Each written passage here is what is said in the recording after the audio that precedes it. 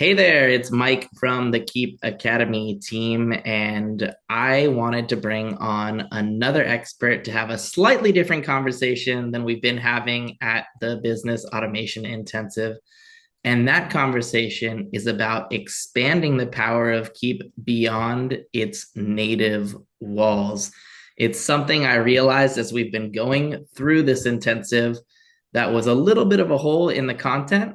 And the beauty about this conversation is there is pretty much unlimited potential when it comes to connecting Keap to other software platforms and databases to be able to do what you want when you want in those other systems. So, to help me have this conversation, I'm bringing in one of the true experts in our industry, Jeff Arnold.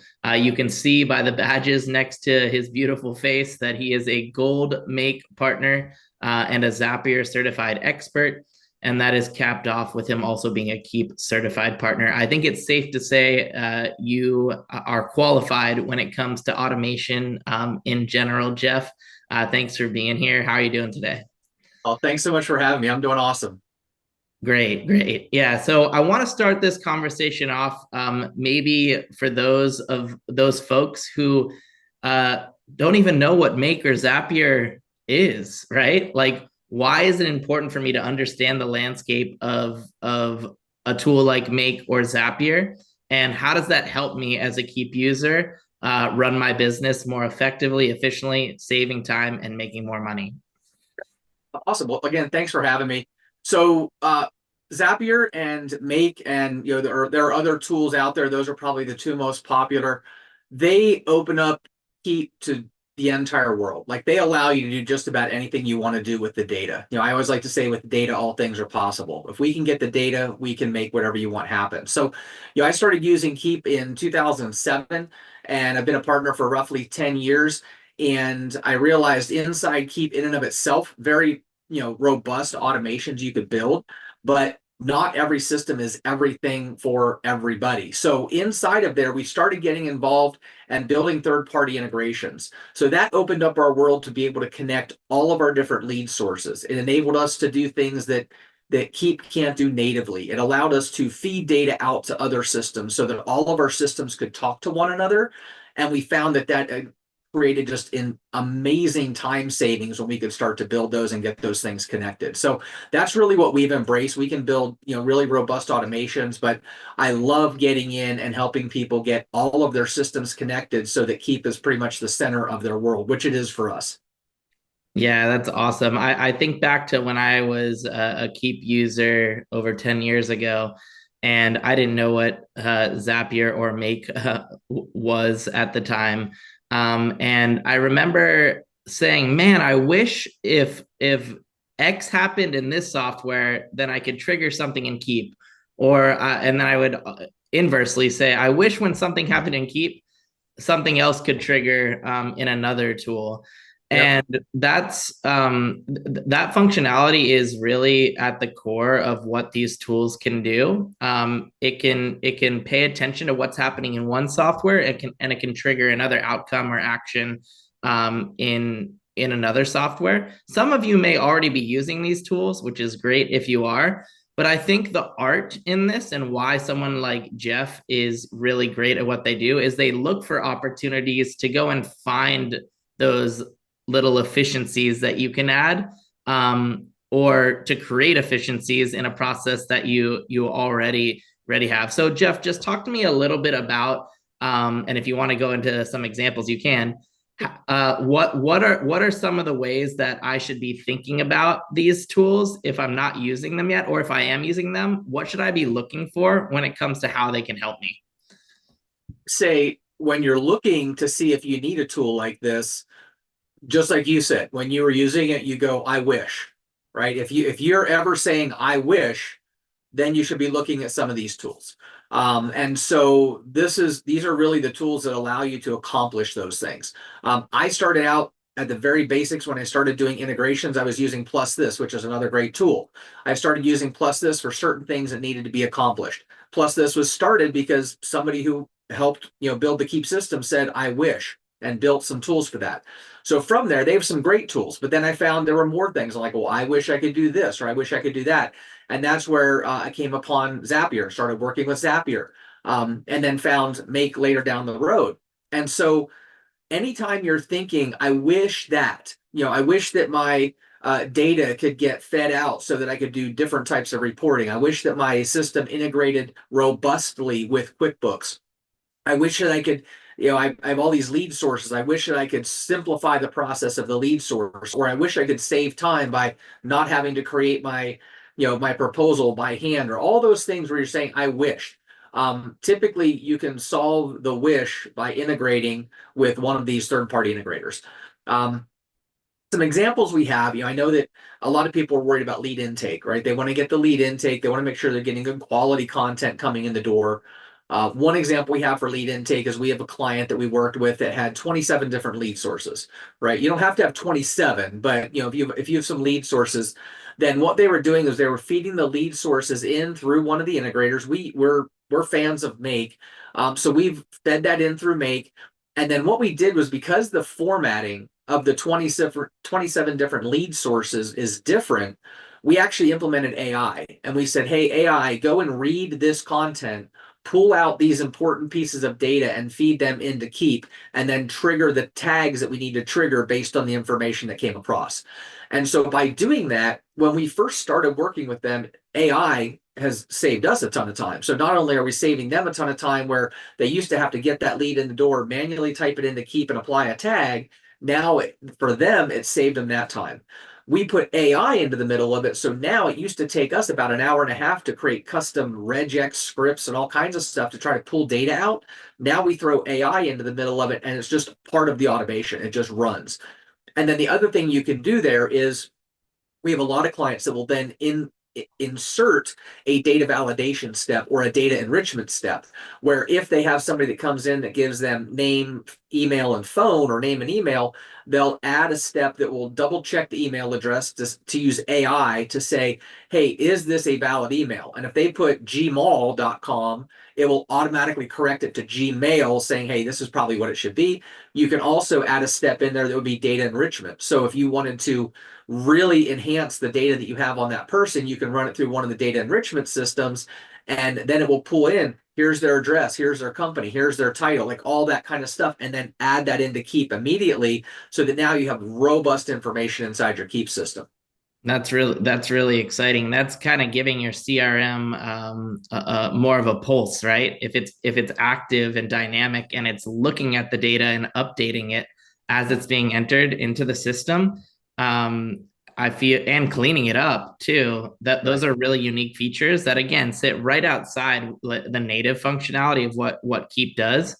And yeah, I can see somebody sitting there saying, I wish that my data was cleaned up before it was put into Keap. And ooh, by the way, I wish once it's put in, it looked up other information on this contact, and added it to the profile as well. So if those are the types of things that excite you, then this is definitely the start of the conversation that you want to have. So some other things we've done, and you can do that either during intake or as a new lead is added, you can run through that whole process as well. Another thing that a lot of people have asked us about is reporting, because inside of Keap, you can set up reports that are going to pull maybe tag-based reports or data-based reports. But a lot of times what people want is they want some sort of a traditional grid system where they have month-over-month reporting for various metrics. And so another thing we get a lot of requests for, is to be able to feed data out to, either, depending on the size of the client, feed it to a Google Sheet. Google Sheets hold up to like 1 million cells, so most people are okay with Google Sheets. But if you have a lot of data, then we end up feeding it out to a database. But what that does is it allows us to do the month over month timestamping of the content. So we just do a straight data dump. We use an HTTP post right inside of Keap, very simple to set up. That goes out, hits a webhook inside of either Zapier or Make, and then from there we just feed the data over to a Google Sheet. So we have one sheet that just has time-stamped data, just row by row by row. And then in there, what we'll do is, since you have the data now in a spreadsheet, you can create any type of spreadsheet report that you want. So a lot of times we're doing a basic report of all the various metrics. We're recording this week, this month, this year, and then we have month over month reporting with yearly totals.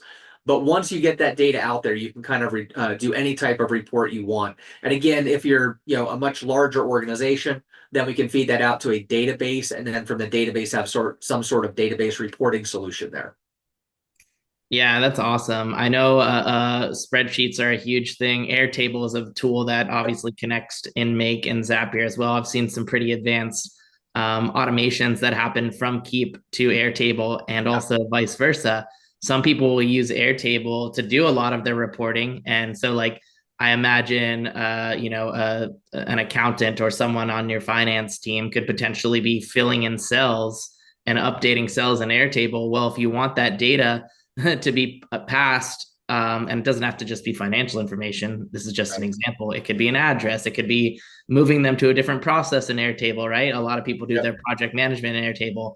All of those types of things can be either zapped or an action can run in Make to affect how that contact is looked at historically inside of Keap, right? So I bring that up because some people are thinking about Keap as being kind of the parent action, and then there'd be something that is followed up in another tool.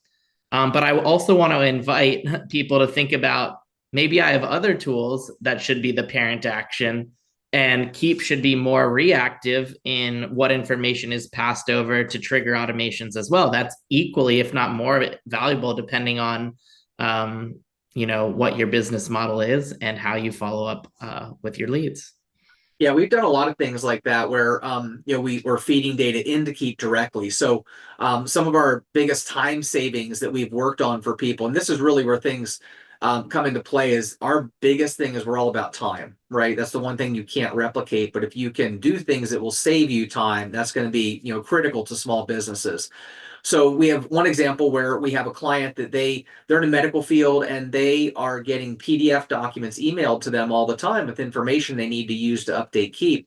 Well, they had to have one person that would get that PDF document, open it up, have to scroll through 6 or 7 pages, find the surgery code that they had, and go to Keap and add that into the system. And they were doing that on all of these PDF documents that were coming into their system. They had multiple pieces of data they needed to feed in there. So what we did for them was we set up a process where we automatically read their email. So when the email came in, if it's a PDF, we would take that PDF, we would parse it out, we would use AI to read the content. AI would then read the 7 pages of content and pull out the surgery code and the other pieces that we needed and automatically add that to Keap.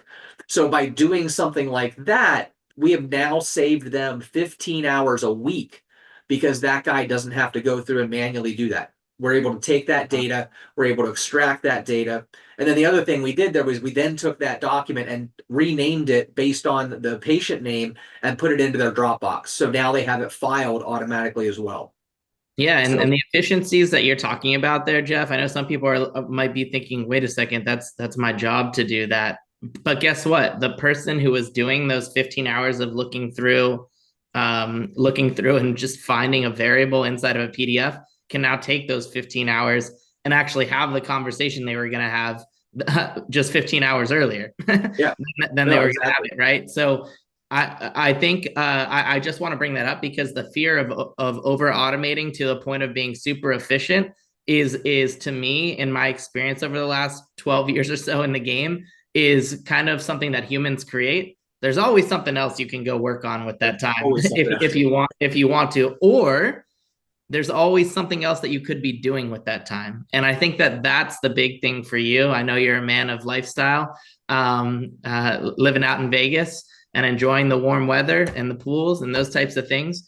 That's, to me, that's what this conversation is about. Is if you or someone on your team can have those 15 hours back, it's up to you how you want to spend that time. Right. You can make yourself more efficient at the job that you're in, or if you're a small business owner, obviously that's time recouped that you can do other things. So if I can mention two other quick time savers just to give Yeah. people an idea of things that you can do is We have another individual who we were talking, we were working on some other stuff, and he started complaining like, man, my proposal process takes forever. And I said, what do you do? And he gave me the breakdown. Basically, he had 100 different machines that he sold, and he would have to grab the PDF, copy the PDF, paste it into Word, format, do all this stuff. Anyway, it took him 30 minutes to create the proposal. And I'm like, well, I can automate that for you. So, long story short, now what he does, he goes to a form that's on his website. He chooses which machine he wants out of the 100. It then populates all of the upgrades he can give them. He checks boxes for the upgrades he wants and hits submit. We then, and I say we, automate through automation. We then take that data from the form. We know which machine he wants. So we create his cover page. We grab data out of Keap. We then populate that cover page, make that a PDF. We then go to his Dropbox, grab the PDF from that machine, pull it into the system. We then create the back page, which is the baseline pricing for that machine plus all of those upgrades he chose. We line item all of those. We turn that into a PDF. We then add all three of those documents together into one PDF, and then we email it to him. So now what used to take him 30 minutes to do a proposal with all the cutting, pasting, formatting, all of that, 30 minutes is now a 1 minute process. And after we implemented that, about 3 weeks later, he emailed me. He said, man, this is awesome. He goes, I'm sitting in a boring meeting right now, and I just did 5 proposals that normally would have taken me half a day. He goes, this is awesome. So, those are the kind Yo. of things you can do with the automations. And another one real quick, if I can mention, is we have another client that had a 45-minute paper, they're in the mortgage industry, 45-minute paper intensive process that we now turned into a 3-minute paperless process. So he used to have to collect all the emails, open up a PDF, type in all the information into Keap, print those papers out, put them on his file, do all that kind of stuff. Now what happens is the client enters all their data on a form. It comes into the third party system. Again, we're using Make with that, but it comes into Make. From Make, we turn all of the uploaded documents into PDFs. We rename all the documents. We create a Dropbox folder. We file all those documents into the Dropbox folder. We then take all that information, put the Dropbox link into Keap so that he can access it very quickly. And then we trigger whatever the large automation that we have built for him inside of the Keap system. But again, they went from a 45-minute paperless process down to a 3-minute, a 45-minute paper intensive process to a 3-minute paperless process. Amazing. That's so good. And those are the types of things that if you're looking for somebody to audit or to scope opportunities for you, Jeff kind of sees things from a bit of a different angle. Yes, he's a Keap certified partner, and that's a core part of his business, but the other two badges there really let him see things from it's tool agnostic, right? It doesn't matter if you use Keap, Airtable, what X, Y, Z, it doesn't matter. Right. It's about creating the best experience for you and your customers and your prospects, so that you can keep them, moving down that journey that you're creating. That's what we do. We work with the clients to figure out, because I hate to do any custom stuff, right? Because custom stuff always breaks. Somewhere something's going to get upgraded, so I try to stay away from custom. I like to use all of the tools as they exist, but just my brain just works that even when I'm talking to somebody and they're talking about a process, my brain's processing in the background how I could automate it. So, Yeah. but that's what we do. We take whatever tools you have, or we can suggest whatever tools you need to be able to work on doing that. So, um, would it be okay if I gave them a link for to play around inside of Make if they wanted to? Yeah, let's do that. So, Okay. wherever this video hits you, we'll make sure we connect a link out to Make, to give you some sample actions, and also we'll link to Zapier if you want to explore that as well, and we'll get you Jeff's information if you're looking to have a more strategic conversation about this. The final thing that I want to end on, Jeff, is we use the word integration in software a lot. And I've seen over the years clients come to me and say, "Hey, does it integrate with that?" And I want to slightly shift the mindset with that word, because just saying integrate when you're trying to be strategic as a business owner isn't enough. I want to know what you want to integrate, how you want it to be connected, what data you want passed, and imagine you had a magic wand and could make it happen. I want you to articulate when this happens here, that happens here. The reason I bring that up is the more clear on what you want to happen from system to system, the more likely it is for you to get to that end result or to hit a speed bump and then to redirect to another solution as soon as possible. So try and just as I'm wrapping up this conversation, try and steer away from saying, hey, does it integrate, without any more thought into it. These are conversations that are very thoughtful. It can take some planning sessions on a whiteboard or on a spreadsheet. And Jeff, I'll kind of let you close down this amazing but quick conversation. There's Sure. obviously you and I could talk about this for a really, really long time. I'd be gone forever. So. We haven't we just talked about the examples. We could also show the examples, which are a little bit more technical. So it's not, this isn't the best medium for that, but I'm sure Jeff would be open to connecting with anyone who wants to see anything that he talked about as well. So I'll give you the final word, Jeff. Thanks again for your time on this. This is good stuff. Absolutely. Yeah. So the link that I'll send you is going to give people 10,000 free actions inside of Make if they want to play around with it there. But yeah, I think to your point about does it integrate? I think that is it's definitely a longer conversation, right? You don't want to just say does it integrate? You want to find out really what is your end goal? What are you trying to accomplish? But outside of that, I think that the mindset change has to be, for me, it's more of, is it able to be integrated? And so it's a different thing because Keap does not integrate with a lot of things directly. A lot of tools don't integrate directly with a lot of things because that means that the software provider had to build some sort of integration for that. Whereas the way that I always look at things, when somebody mentions any piece of software, there are thousands of pieces of software out there. Anytime they mention a piece of software, my first question is, do they have an API that we can work with? That means that we can now talk to that system and we can start to build integrations with that. But even the other thing that I do want to mention, just so people know, even if your system doesn't offer an integration, if they are able to send you notifications via email or something like that, we can use email parsing to be able to get the data out that we need in order to build an inbound integration for that. That's especially important for lead gen. A lot of systems may not have open APIs because that means they need to build to that, but they'll send you a notification when you get a new lead, and so you can use some of the parsing to do that. So a lot of people don't know that. They think instantly that shuts them down, but it doesn't. So think, is this able to be integrated? Not does this directly integrate? And yeah, the world's your oyster on something like that. It's wide open with what you can do. Awesome. Jeff, thanks so much for the time, the examples, your expertise. I know you'll be hanging in the group as well, so you can tag him, use that @ symbol, and find Jeff. If you have a question, drop it in the questions channel. But yeah, this has been awesome. Thanks again for your time, Jeff. And I'm excited for people to get their hands on this piece of content because I think it kind of there's a piece of the pie that's missing, and we just cooked it up